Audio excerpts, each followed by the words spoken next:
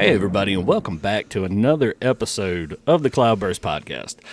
Today, I have Nate Young back again with it's Nate Young Motorsports, right? Yes, sir. Awesome, man. Think we're going to do a little talking about what happened since the last time you've been on. Yeah. Sounds good. Yeah, man. So, how was last year? Well, I thought it went pretty good for the first time. Well, not first time racing, but first time racing in a car and pretty much by myself in a way. You know, we had friends and family, but other than that, yeah, it was still very new. Yeah, it wasn't the old go-kart and stuff. Yeah, done stepped up. So when I'm relying on everybody else to make changes to the car, exactly. It was a lot of learning. I bet, man. So how did you end up finishing out of the year, or you know, how was the racing? For me, I mean, like I said, it went pretty well. I think I finished 7th in points, so I felt like that was pretty good to have a top 10 in my first year in points out of 58 cars. Oh, so absolutely, dude. Pretty good. Congratulations on that. Thank you. Yeah, it was pretty fun. But yeah, that was. I thought, like I said, I thought it went pretty good. Yeah, absolutely. Like I said, a lot of learning went into it. And what do you think was the biggest surprise learning that you got? Oh, that's a tough one.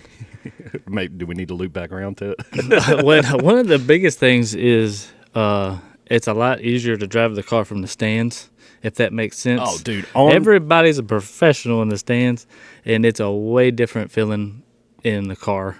Dude, we were just talking about it last night. We were watching a football game, and everybody at the table was like, oh, well, he should have done this, he should have done that. And I was like, we're sitting here eating food, and this guy's playing in the NFL, but we're better quarterbacks than him, right? Exactly. Exactly. What is it called? The armchair quarterback? Yeah. Always better. Bleacher drivers.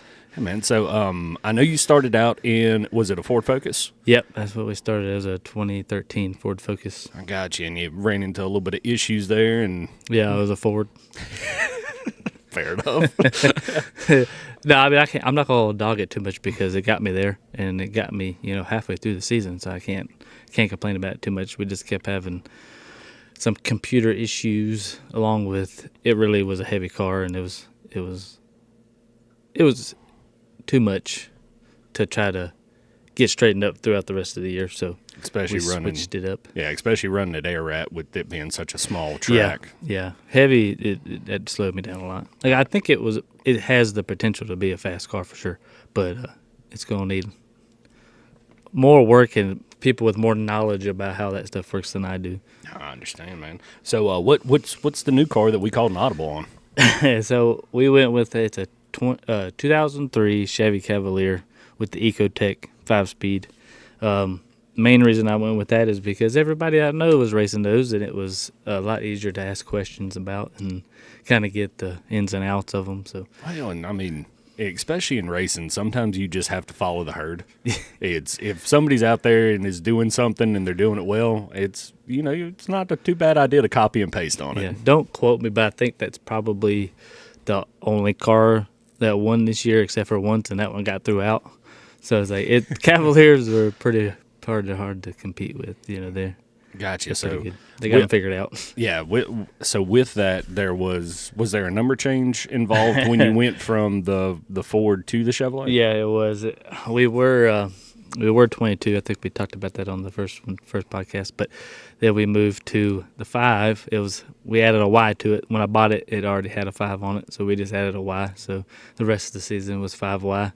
We didn't feel like spending money in that right now, so it was like, why not? Yeah, exactly. We just scraped somebody else's name off, slapped mine on there, and we went with it. Hey, I mean, sometimes that's the best. Now, I know we were talking offline a little bit. You're thinking about doing a number change. I believe you even posted it on Facebook. Yeah, I did. And if anybody wants to go there and say how they feel about what they might want to see on it, we got a cool idea, I think, and we'll go with, but we'll see. Ooh, the suspense. And that is at Nate Young Motorsports, right? So if you punch that into the old Facebook, give them a follow on there, sit there and tell them how to drive the car better from the comment section. I like it. and tell them to change his number to something else. Just boss me around. Yeah, I got you, man. So what what would you consider probably your best race of the year? Oh man, so my best finish of the year was second. There was a lot of carnage to lead to that. Not on my end. I was just kind of sitting back, patiently waiting, and let everybody else kind of take their way out. And so I worked my way up there, staying out of trouble. Which sometimes that's how you do it. Mm-hmm. So that was my best finish. I think probably my best race. I think feeling wise was probably like the first race I had with the Cavalier, because I had a car that I just felt better getting out of it. Like I felt like the car handled better. I drove better. I was passing people instead of watching people pass me, which is not a fun feeling, especially when you're racing. So I think for me, actually that first race with the Cavalier was my best performance race. I feel like I think I ended up finishing like fifth that race. Like I can't even remember where I finished, but I know I felt better. I felt, I didn't win, but I felt like I won in a sense. Well, because I felt how much better the car handled, and that's kind of why I phrased the question the way I did, is because sometimes your best outcome isn't your best race, or isn't your best anything. And I think that goes pretty deep into life in general. Yeah, for sure. Some of the best days are some of the hardest ones in the long run. But I know I've watched a bunch of clips from was it local short track drama and news. Yeah, I think is what they call it. Yeah, that's entertaining. Yeah, I can't wait for that to start popping back up on my feed again. They do it. They do a pretty good job. Yeah. So I know you ran an air rat last year, and like you said, top 10 finishing points with doing a car change in the middle of it. That's, like I said, that's awesome. Definitely working towards up on there. Where are you planning on running at this year? Well, my primary place is going to be Oak Level. It was a track that I raced at a long time ago, and in the mini wedges. It had been closed since I think 2013. Somebody bought it or revamping it, and we're going to race there. And it's a lot closer. It's only like 20 minutes from the house compared to an hour and 30 minutes from the house. So. Man, if I can get a little nostalgic here, I can still remember, and I'm going to say some stuff that you understand that like a lot of listeners aren't going to, but I can remember riding in Big Bird, going back to the shop with that '04 young late model on the back of it. As I mean, dude, we were young doing that. Yeah. I also remember sitting there climbing and playing around underneath the bleachers and all that stuff. So I'm pumped to see that track back. Honestly, I probably get a little emotional. I ain't gonna lie about it, because like I said, it's just it's part of my childhood life, kind of. It's. Oh, that was the place to be at on a Friday night. Oh yeah. If you weren't there, you were in jail. I mean, that's just how it was, and it's definitely going to be a little bit of a roller coaster getting back out there, but it's awesome being close to the house. It's awesome to have one of the better tracks. I mean, because I've talked to people that race out in like Wythe Raceway out there in Wytheville, and a couple people that race down at Ararat, from back in the day, and they're like, man, Oak Level was tough. Yeah, Oak Level's a good track. Yeah, I just watching like E.C. Hunley. He's put out a lot of videos from them for the last couple months, just old videos from 2000s or before the 2000s and stuff. And you can even look at the dirt difference in Oak Level and like compared to Ararat.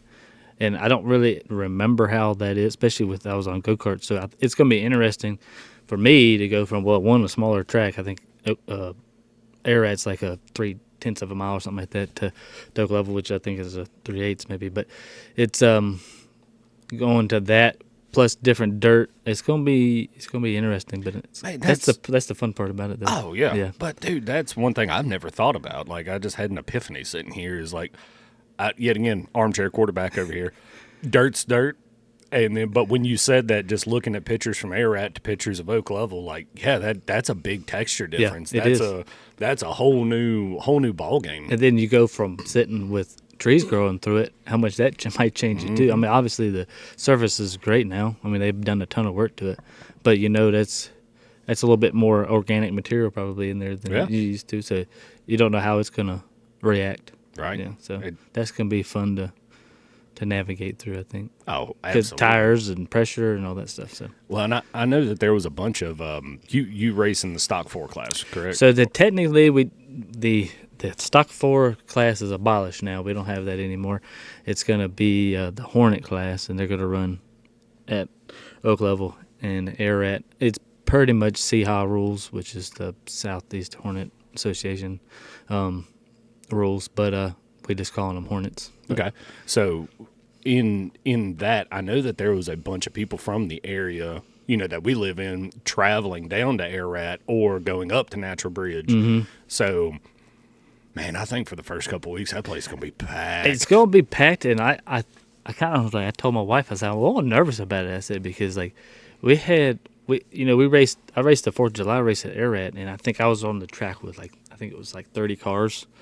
And it's a little track, so it's but all of them are heavy hitters, Mm-hmm. And it's like being at Oak Level, you're going to have all those people that traveled to Ararat from this area that are heavy hitters. You got people that race in that Franklin County that are real good, and then just guys we grew up with, and it's like it's going to be some stiff competition. I'm gonna have to learn how to drive and learn how to drive quick if I want to stay in it, Yeah, but if you're not growing in it, if you're not pushing yourself to be better, and I know just in sports in general, myself, I tend to play to my competition, and if I'm playing against better people, I tend to push myself a little bit harder and play a little bit better, and I've known to get laxed when I'm not. So that might just be the little shove. Yeah, and I think what helped me even at Ararat was when I could get behind those really fast guys and try to keep up with them and watch what they were doing. I got to where I could, especially with the Cavalier, I learned I could turn in a lot sooner than I was and just kind of bring it through the corner a lot better.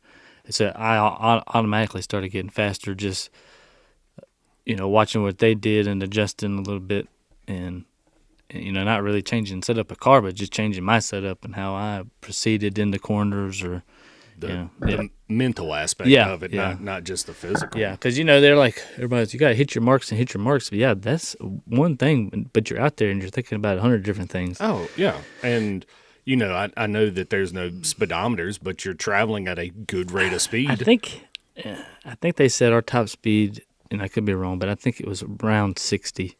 Yeah, so and you feel like you're going a lot faster than that because you don't have windows, so you have all that air blowing against you. So it's like you feel like you're moving pretty fast. Well, and especially at Ararat, it's doing 60 miles an hour in a donut. Yeah. No, I'm not trying to be rude, but no, it's a small little track. It's called a bull ring for a reason. Yeah. And that's 60 miles an hour down 220 ain't too bad, but I could see that, like you said, open air, worried about and you're everything. within inches of other people at times. It's fun. Now I get goosebumps just think about it. I got a little bit of it too. But people think you're crazy, but it's fun. It's just something. It's not for everybody, but I don't know. I like it. I will say this too.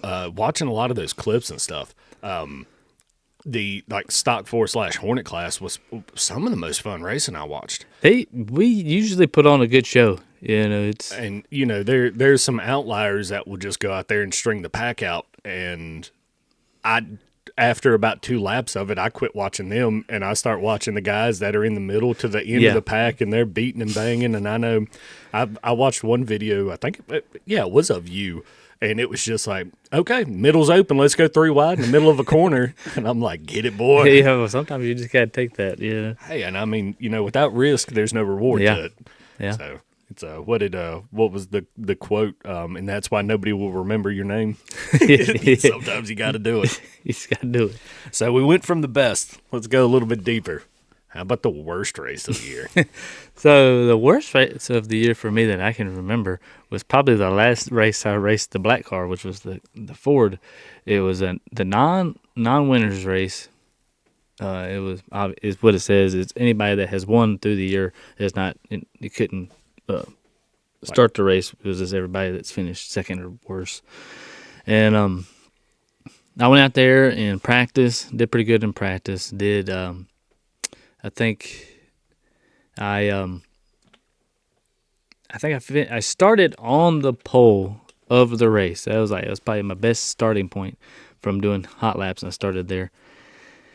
And the moment the green flag dropped, the car went into limp mode, and I was done. But I was probably the maddest I had been, just because I had put myself. The car was running the best it ever had before that, and as soon as I start to feature, like I said, I either started on the pole or second, and as soon as the green flag dropped, boom, nothing. And then you're sitting still and everybody, yum, yum, yum. And it's just not a very good feeling. Well, and two, I mean, it was something that it's sort of out of your control. Yeah. It ain't like you got wrecked, or it ain't like you blew a tire. Yeah, the problem with that car is like we'd think we'd have it figured out, and then nope. Then we'd have it figured out, nope. And then it's like I said, that whole time we went out 2 times before that car run great. Like I said, the best it ever had, and then race time it was like, oh, sorry, bud. Just decided to turn into a dog for no reason. Right. So I think I finished the race on probably 2 cylinders. I don't know what it does when it cuts itself back, but it don't sound very good. But I just kept it to the floor. I like it. If she blows, she blows. So since you kind of got this whole thing figured out, or since you've got your feet wet, let me. Yeah, okay. I don't know if it's figured out yet. I don't know if I'll ever figure it out yet, but it's cool. I got you, but is there any shout outs to anybody that you want to throw out there? And just, if it's something that you learned from somebody, or, somebody gave you some advice, or, maybe even if it was just, following them down and got to check out a line, is there anybody that you'd like to shout out? There's a lot of them, really. Just the racing, I don't want to say the racing community, but at least the Stock 4 Hornet community that I've been around this last year is a great community. They're always, helping each other, and that's real nice. It's refreshing, So shout out to those guys. But Austin Williams, he won the championship this year at Ararat, and he might not think he's helped me out that much, but just a little bit of things he's told me, and the knowledge about the stuff has helped me a lot. That was the guy that I was following in the corners, that then I figured out I could turn a little bit and get better off the corners and stuff like that. So he's one of them. TJ Smith, I went to school with him. I've known him a long time. Same here. yeah. He's helped me out a lot.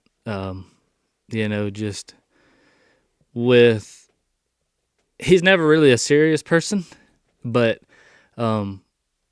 he can give me answers and help me out in his silly way, but it helps me out a lot. Yeah, it's the goofball answer. Yeah, but I understand it. And I'm a goofball. Yeah, too. it's a little cryptid. Like, I'm not going to tell you everything. Yeah, you're going to have to figure some stuff out, because I had to figure it out myself. It's basically, he can point me in a direction, right, in that sort of way. Shoot, half of it's just figuring out which way to run. Yeah. Yeah, if you can give a general north, south, east, or west, just tell me which direction, I'll figure it out from there. Yeah, but those are, like I said, all those guys, they're always helping in certain ways. It doesn't matter, even if it's loading, unloading a car. There's always somebody, that's willing to help, and Well, and two, I guess the Stock 4 / Hornet class is the very, very grassroots. I would say that's what it used to be. Now it's kind of formed into full-fledged racing, I believe, with what they're allowing us to do to the cars and stuff like that. I think probably your baseline racing now would be Crown Vics. That's the only class that really doesn't allow you to manipulate too much. You can't do anything to the computer, you can't do anything to the motor. You can only have to run certain tires. All have to weigh the same. So that's probably considered now what the Stock 4 or class used to be, is kind of more like, some people might not agree with me, but it's more like the entry class, I think. Yeah, it's a way. It's the more budget friendly class, I would say. You may have a little more in front because now everybody's building them, so the prices went up a little bit. But when it comes down to not having to pour a lot of money into the car, you put a cage in it, and you're ready to go. And that's kind of the budget, I would say, or the entry level now. Yeah. And so like the Crown Vic class, and I know you don't run in it, so you don't have a super lot of experience in it, but that's fairly newish, isn't it? Yeah, I think they've tried it a few years back at Franklin County, and it didn't do so well, but it seems to be taking off a little bit better now. They've been doing it at With, I believe. We did it, I say we, but Langley did it at the bull ring this past year, and it seemed to always be getting bigger. So he's keeping it on, so he'll be running that at Oak Level and also the bull ring next year. Yeah. Do you think a guy by the name of Cletus McFarland might have had something to do with I this? wasn't gonna throw that out there, but he probably did. He kind of pushed that along. Yeah, he by himself increased the inflation of a Crown Vic from $500 to $700 to about $1,000 now. Yeah, and even then it's hard to find with him. I was looking the other day for one just to mess around with, and I'd be like, oh, it needs a transmission for $2,000. I was like, oh man, Wow. Yeah. Shout out Cletus. Yeah, thanks, guys.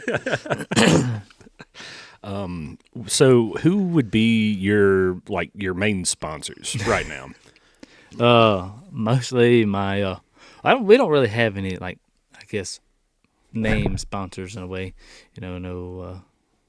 but my biggest contributors I would say would definitely be my sister, my grandma. She's the only reason I got the Cavalier was giving me a loan for that. And but she enjoys it.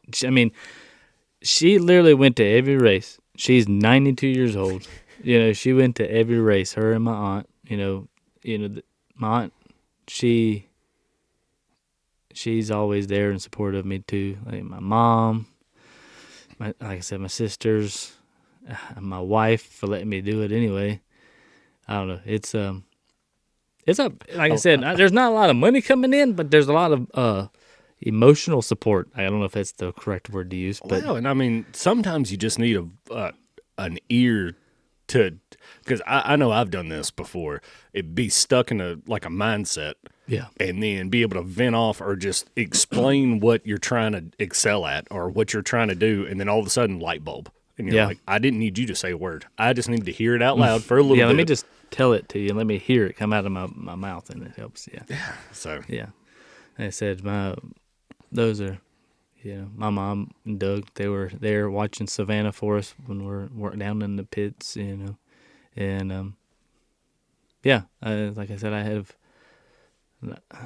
most of just my tight-knit little family there to thank for supporting me and stuff like that. I do like how you said, shout out to my wife for letting me do that. I'm not dumb, man. I understand. That's why I got a little chuckle out of it. I was like, he's putting that in his pocket. I think it's funny though because I don't think she enjoys it, but she enjoys me enjoying it, and I think that's what helps a lot. And I didn't do I wish I did. At the end of the year at Ararat, I think it was in November, we had a $10,000 to win stock full race, which is the Hornets now. And I was like, you know what? I said, I want to try to keep my car together. I don't have a bunch of money to pour in it, so I was like, I'm going to sit it out. I said, because I'm afraid it's going to be a demo derby. I said, I want to keep my car ready for Oak Level this year. And, we were sitting there, we went and watched it, and we were sitting there, and it turned out not to be a demo derby, which was nice, but it was a lot of good racing. But she's like, honestly, I kind of got a little emotional not seeing you out there. And I was like, why? She's like, I have no idea. She said, but she was just like, and I wish you would have done it. I said, yeah, I'm sitting here wishing I could too. But but it's that risk reward aspect of it, though. It's do I try to throw my name in the hat and potentially go out there and do something, bring home a good little paycheck, or do I get turned around in the first 10 seconds of the race and have my car folded up into a U shape by the end of it? And now they had guys coming from Ohio, South Carolina. They were coming from everywhere to come run it. But it was a good time. I said I wish I would have done it, but it's okay. There'll be another one. Exactly. Yeah. And too, sometimes that step back, or like we were talking about earlier, the watching other people kind of gives you some ideas, or gives you some sort of direction to run in. Like, oh, dude, that guy's really going deep in corner 2, but going into the corner. Yeah, I understand why they do it, but they we have a curfew at Ararat. I think it's at 11. So we have to have track has to be silent by 11. So like the show moves pretty fast. I wish sometimes that it was slow enough that I could, because a lot of times they would break us down in groups for heat laps. I'm like, I wish I could take and be out of the car watching to be able to see kind of what they're doing. But I mean, that's just the way it is. I'll go back and watch videos and stuff. It helps. But I like kind of being able to ask the questions in the moment in a way. But I understand why they move a show along though, because right, you got to get everybody in, got to get everybody out, and make sure you ain't stepping on their toes. yeah. You don't want to make the neighbors mad. Yeah. Well, I mean, I guess that might be an issue for Oak Level, but they're just gonna have to be mad, I reckon. But yeah, dude, it's one of them. I mean, if you're that upset about it, just come out there and watch. Yeah. You won't be upset by the time you leave. Maybe I can understand it a little bit, but at the same time, I try to be one of those people that I'll listen to both sides, right? And, kind of reasonable, but yeah. But anyway, yeah. So,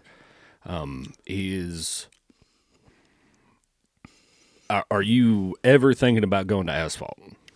Yeah, actually, they're gonna do some racing at Franklin County this year, and I'm thinking about running it just to try it. I've actually never ran. I said I raced go-karts before, but it was all on dirt, and I've never ran asphalt, so I feel like I just want to try it. Yeah. I mean, so would you be in the Cavalier doing that? Yeah. Okay. So what?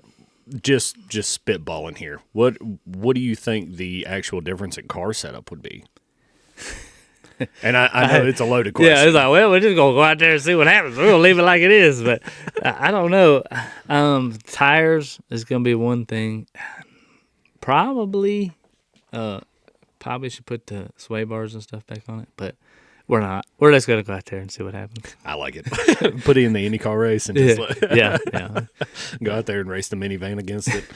Yeah, they're kind of opening the rules a little bit on that class. So what I'm running at Oak Level and Air at will be fine to run there. So I'm gonna do it. It's the only thing I got, which I was planning on doing anyway. But on those Cavaliers, they have very fragile hubs, and if you don't know what a hub is, people listening, that's what your tire bolts to. But they break, and so I have to get they call it a safety hub. So those are mandatory to run at Franklin County. But I was going to get one of those for the Air anyway in Oak Level just to be safe. So yeah, that's really the only thing that I have to change to be able to run there. And I guess too that was an upgrade you were planning on doing. Yeah, it was something I wanted to do anyway, just for safety. What are the safety? What have you done to the car to make it safer? I know you purchased the car as is, but like just for anybody listening that might not, fully understand the interior of a race car, of course, I hope everybody knows there's a roll cage in it. Yeah, it is. Which there are some people that don't use those. Not in this league of racing that we're in, but I've seen some people do some crazy stuff. Anyway, the main thing that I did when I first got that car was whoever they built the car for was a much smaller person than I, and so I had to do some refiguration of seat and had to add some crash bars. What the crash bars is there's 3 bars, about ½ inch or so round stock that goes in front of the driver to keep anything from coming through and getting you. So I had to add those. Fire extinguisher. I did end up installing like a kill switch. We moved the battery, and stuff like that. Just try to keep it as safe as we can be. Right. Try to keep try to keep everything contained as much as possible. Yeah. Window net. We added a window net. It didn't have one. We added one of those. Kind of keep your arms from flailing out when you're getting in a bad situation. Knock on wood. Yeah. So what are the weight restrictions for those cars? I'm pretty sure we have to weigh more than 2,200 pounds, which is actually pretty light. Is that with driver or without driver? With driver. Okay. I think the car that I'm in now weighs about 25. Mm-hmm. The Ford was a little over 27. Because I do remember you popped the trunk off of it and was, Yeah. just trying to make Yeah, that something. truck was 30 pounds, so I got rid of dang. that thing. Yeah, it was heavy. But yeah, I'm gonna try to make the Cavalier a little lighter too, or I'm gonna lighten it up and then kind of move weight around where I need it if I can. I'm gonna have to lose some weight myself. So back when I was drag racing, we called that a driver mod. when you cut a couple pounds off, you're like, hey, I just installed this driver mod. Yeah. I'm, Might 10 have to. pounds lighter. Well, the window is a lot smaller because it's actually a four-door car. So the window that I have to crawl in and out of is a lot smaller than the one I was in. So I'm like huffing and puffing when I'm getting in and out of there. I'm like, I'm gonna have to do something. A little easier. Would there be an advantage to a 4-door car versus a 2-door car? So actually, with a Cavalier, and that's one thing. That's one reason why I went with a Cavalier. There is no difference between the wheelbase on a 4-door and a 2-door Cavalier. So essentially, they're the same thing. Just all they did was made the driver door smaller and cut it in half and added a little door. That's in the back. wild. Yeah, I never thought about it. But the me neither. wheelbase is the same. So it doesn't. It does not matter. Okay. Yeah. Yeah. Okay. They look a little sportier, the 2 doors, but it is what it is. Yeah, exactly. So I tell you what, let's catch us a little quick break right here, and we'll pick it back up on the second half. So we will see y'all shortly. Oh, we just went on a 2 or 3 good minute talk, like great content, and I didn't hit the record button. Yay. So anyways, back to the question that was asked. Is there any funny moments that you've ran into on the track, off the track, in the pits, anything like that? I'll give you a short answer of what I said a minute ago. No. Fair enough. You were showing me before we got on here an app that you've got though that does tend to help out, and for race fans it'd be pretty cool. Yeah, they use it at Arat, and they're going to be using it at Oak Level and Franklin County this year. But it's called My Race Pass, and it's got all these different tracks. And I have a driver profile on there, so you can search me or whatever, and it'll tell you all of my achievements and the different races and all that stuff. But they have a free version, but they also have what I have. I think it's like $7 for the year, and that'll do like live timing and a couple other things. But yeah, it's pretty cool to help you keep up with stuff. And like I said, different races, different race tracks, and stuff like that. So yeah. Yeah, no, that's awesome. They use it at the racetrack for it's called a pill draw. We used to literally reach in a bucket and pull out a number, but now they do it through this, and it tells you where you're going to start in your heat race, which then determines where we start in the feature. Mm-hmm. I got you. So the heat races are more or less like pack qualifying. Yeah, when we first started out the year, they did it a little bit different. We had kind of like practice, and then we did hot laps and then races, and then they ended up changing it to doing like pretty much you do hot lap qualifying and then heat races and then on to the feature. But so do you prefer that style or the newer style of it? I prefer to be on the track as long as I can, so whatever that is, just because I'm still learning. And I feel like any racer's probably going to tell you that. Whatever can give me the most time on the track. Well, and I imagine race conditions change throughout the course of the day. Yeah, I mean, just even with the ambient temperature outside, you Mm-hmm. know, it might be a little drier, might be a little wetter, it might, have more tack, less tack, or anything like that. Yeah, and I think the longest race I was in was 30 laps. And that really surprised me on, I hadn't been into that much, but how much the car handling changed through that race. Because normally it was only 10 more laps than when I was used to running. But how much it actually got tighter. And then I finally got into this habit of checking my tire pressure and stuff like I'm supposed to. And, just in 5 laps, my tires will change 1 or 2 PSI, and that changes your handling of the car, building pressure and stuff. And I'm just like, man, I was like, we're running on dirt. Ain't no way that it's going to change it that much, but it actually does. With that longer race, build more pressure, made it harder to turn. So that's one thing that surprised me. I don't really know what the original question was, but that's where I went with. Yeah, no, and I mean that's one of those. It's often overlooked things are some of the biggest that play a significant outcome in it all. Well, and it's like earlier. I think you said about what the main thing that I've learned, but it's like all those stuff that I'm actually kind of like re-elected now. But the I never would have thought just 5 laps would change that much.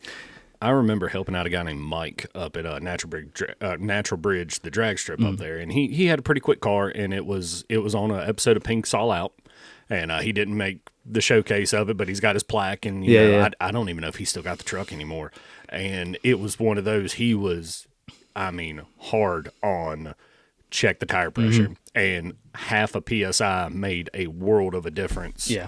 And he's like, I know the tire's going to heat up going down the track after a burnout. He's like, so that's what we're playing for today is getting tire pressure figured out. Yeah. And I didn't know any. I mean, I obviously watching racing, being around racing, I knew a little bit. I knew it did. But like starting out green was like, I'm just doing what Google told me to do. Right. And that's what I did. And after out there, building relations with people, they're like, oh, you should do this and do that. So that helped me, kind of figure out when the car was, I could go say, hey, the car's reacting like this. And they're like, okay, put this much air here, take this much air out there or whatever. And that's just helped me. And then I started logging all of that. Nice. And then when I'd get off, okay, after so many laps, I try to remember, because we use Receiver, which is, we're not allowed to run radios, but the track has radios. We can't talk back to them, but we can hear them. So they tell us, laps and or I imagine if there's a wreck or caution. Yeah. As soon as they'll say caution or get the heck out the way or whatever.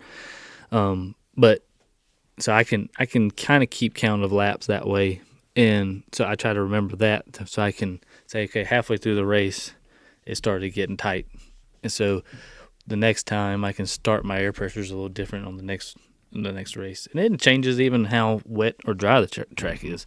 So like I try to write down what the condition of the track was, and what lap it was. It doesn't seem like good information, but it helps. Just try to remember every little bit of that. Oh, one of the things that blew my mind, it was a guy I used to work with, and they were asphalt circle track guys. And one of the first things he told me about setting up a car is you can make it turn off the front tire or the back tire. Yeah. And I was like, what are you talking? What? And he was like, depending on your air pressures. Yeah. You can make that car turn off the back wheel or you can make it turn off the front wheel. And that, it's just not being a circle track guy and hearing that, I was like, what? And then I started thinking, I was like, oh, that makes a lot of sense. And, visually I can see now which direction that car is actually turning off of just by how it's entering or exiting corners. Yeah. Well, I had this guy come up and help me for a few races, and he used to race at South Boston. His name was Kenny. He was the one that really got me adamant about checking them. He said, you need to make sure you're checking your tires. And once he came and helped me, I think he helped me two or three races, and that was back in the Ford. How much where he knew what he was doing, how much it changed the car, and not only did it change the car, but it made me feel better, and so it made me feel like, okay, I semi know what I'm doing.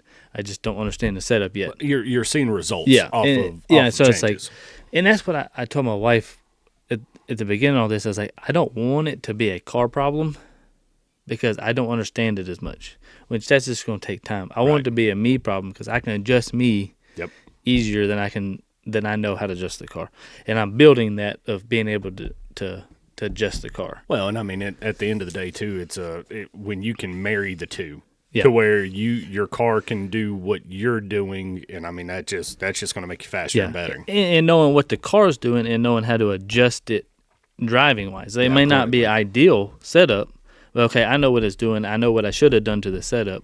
How can I drive it better or different to adapt to the setup that I'm in the race? Yeah. And for me, it was like, everybody, you hear me like, oh, well, he's been about racing and stuff like that. I was also like 8, right? And the times when I was racing go-karts, I had my uncle, and my stepfather. They were the brains behind car setups and stuff. I just went there. They just said, "Don't hit the brakes." Yeah. That's all. Don't hit the wall. Don't hit the brakes. You were the wheelman. Yeah, that's all it was. So I didn't really understand setup, and so it's fun, but it's also a pain in the neck. Oh, I guarantee it is. But I like it. Yeah. But no, that's awesome, dude. We did touch a little. I guess we haven't really touched on this one. Off air, we were talking maybe teasing a little car design. Yeah. Maybe changing the look up. Yeah. So what if you could explain what the Cavalier looks like now? Yeah, I could do that. And I said it'd be easy. You just go to my webpage. Ooh. Hey, you plug that again? Oh, yeah, exactly. NetYoungMotorsports.com. Attaboy. That's not a .com. I don't have a .com. It's just Facebook. Sorry, guys. But maybe one day. I'm not that legit yet, but we'll get there. That's right. But yeah, right now it's two-tone orange, like fluorescent orange. Maybe not. Maybe a little darker. Hunter orange. No, not that bright. Anyway, orange on the bottom, white on the top, with just a kind of two-tone yellow orange 5 on it right now. It's what I am envisioning at this moment isn't that extravagant, but it's kind of a throwback for years ago. My dad did most of the paint schemes for Jeff when he raced at Oak Level, and I found some drawings and stuff that we've had for years since my dad passed away. So I'm gonna pull one of those out and kind of try to. I like it, man. Make it look like that. A lot of people won't catch on, but it'll just be something for me and the family kind of deal. Yeah, and how cool would that be to with your running a design that your late father designed for a car to bring it back to the racetrack with you. I at the racetrack, which he would have been spotting Jeff at. Exactly. So, I think it's gonna be cool. That's a cool nod, man. I'm really, really pumped to see that. Yeah. So yeah, and to let everybody know, I don't even know what this is. He was like, "I've got an idea." Well, actually, I just changed it in my head because I told Rain what I had in mind. I think, but as I was telling you that story, it changed actually. So stay tuned. Yeah, he's putting a hook out there for you. Stay tuned. Yet again, that'll be on the Net Young Motorsports Facebook. Yeah, exactly. Plug it, boys. Yeah, throw another shameless plug in there. This was one that we kind of grazed over a little bit earlier. Sponsors. I know that me and you have talked about it, and you're actively looking for sponsors. Yeah, we're grassroots racers, man. We're always looking for money. That's right. Well, and I mean, so if anybody is out there that is interested in, having their logo and their deal on the side of the car, please reach out to Nate. If you want to help a guy who's second year in, really trying to make a turn. He's already got a top 10 points finish in 2 different cars. Now he's got a good car that he's running because it's not a Ford. It's not Chevrolet. Exactly. Yeah, and like I've told a bunch of people, I'm not asking for a big amount of money because I understand that times are tough. Yeah, and you don't always see a great return in it, but you never know. I think the way it's going, especially at Oak Level, there's going to be a lot more people recording videos because you have service. There's going to be a lot more on Facebook, TikTok, all that stuff. I'm going to start trying to do more of that. I'm not very good at it, but I'm going to. So that will get who's ever's sponsor or who decides to put a sponsor on that. It will give you, some screen time, I think. Yeah. Well, and I mean, not just that I will fold my wallet in half and throw it on top of the counter and say everything that is in this and everything that I'll make this year, that place is going to be jumping for at least the first 3 races. You're probably going to have people just standing there because there's not going to be anywhere to sit on open night, I would imagine. But and that's what I hope for. I don't feel like it would not. I feel like it's going to be. We really haven't had anything like it in a very long time. I agree. Yeah. And I think it's something that a lot of people have missed. And I know me from my childhood, I have. And like I said, I'm not even a super huge oval fan racer or circle track guy, but I'll be there. Yeah. It's going to be one of those. It's going to be a good time. Yeah, it's like I said, it's that nostalgia of it, I think, helps. And it's like watching those videos and just hearing people talk about all the memories and stuff at that place. It means a lot to a lot of different people, and it's going to be. I think it's going to be a crazy feeling going into that first race with all those. I don't know what I'm being more nervous about is being back in the race car and racing, or being back in the race car racing there, and just having that I don't know. But it's like one of those things I've told people before that and this is kind of off the wall, but it just made me think. I like it. But my wife, my sisters, they're like, you nervous? You nervous? And man, I'll be so nervous sitting in staging. My stomach be in knots. I feel like I gotta take a leak every 2 seconds. But as soon as I hit the track, all that just goes away. I don't know why it's like that. If that's just kind of a sign that this is what I'm supposed to be doing, I don't know. But it's just one of those deals like I don't get nervous anymore. I'm not nervous after. I'll be about sick up to that point. But as soon as I hit the track, it goes away. It's one of those two. You're just in the moment. Yeah. That was one of the funnest things about me doing, like just testing tuning motorcycles or running somebody's car down the strip was, from A to B, it didn't matter. Yeah. Like it was just one of those, don't wreck, don't get hurt, and try to make a fast pass. Because you've already done all you can up to that point. So it's like, okay, maybe I should I put another gallon of fuel in it? Because my fuel gauge don't work. So I just throw a little bit in there just for, but once you get out there, I'm like, I just feel like that's where I'm supposed to be. I if agree. That makes sense. Oh no, just watching you race, you can tell there's and I'm not trying to be rude, but there's rust. I can tell just watching videos of you, but I've slowly started seeing the Rust-Oleum get applied, and rust ain't gone. We're just covering it up, boys. That's right. Ain't nothing a little tape and a little paint can't fix. Yeah, we're just keep it. No, dude. Hey, it's been awesome watching you grow just this first year. Really excited to see what the second year is going to be. Yeah, it's going to be a busy year. We got a bunch of races at Oak Level, a bunch of races at Ararat, and then try to do some asphalt stuff. But it's going to be fun. Yeah, I know. Now, I was not the best of support system last year for you. I didn't get out to a single race, kicked myself in the butt for it. I know, bad guy, shame me. But definitely going to try to make it out to a lot more. Going to try to help you out with whatever I can. Be fun. And speaking of helping you out, dun dun dun. This is something they didn't know about. I want to go ahead and throw my name in on a sponsorship for your car. Awesome. So, y'all will definitely be seeing the Cloudburst podcast logo on the side of it. I do have a donation. My first legit sponsor. That's right. The first time I actually get to, put my name on something that's not a jersey out here. So that's really cool. I'm super pumped for it. I've got you a donation already ready to rock. So I want you to put that to good use. I want to see that number out there, right? Whatever. The number to be determined. That should be the number. That's right. Oh, that got me choked up. Sorry. No, you're good, man.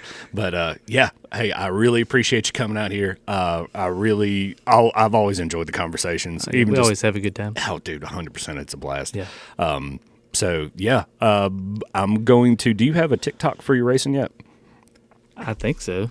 Okay. But I always said I'm not great at this. No, technology stuff. You're good. What I'll actually do is I'll find it and I'll tag it in the YouTube and the Facebook post for it. I know I have one, but I can't remember if it's under the Nate Young Motorsports or if it's just under my name, Nate Young. But I have one. Yeah, so we'll get you. I can go on the Facebook page and I'm learning, guys. Hey, Sorry. That's all it's about, brother. But thank you for your time. Really appreciate you coming out, and I guess we're gonna have to do this again. Might have to. Yeah. It might be weird. We might have to talk about something that's not racing. Oh, we can do that. I'm pretty sure we can come up with something. Yeah, we can do that. So, thanks for everybody listening. We will catch y'all later.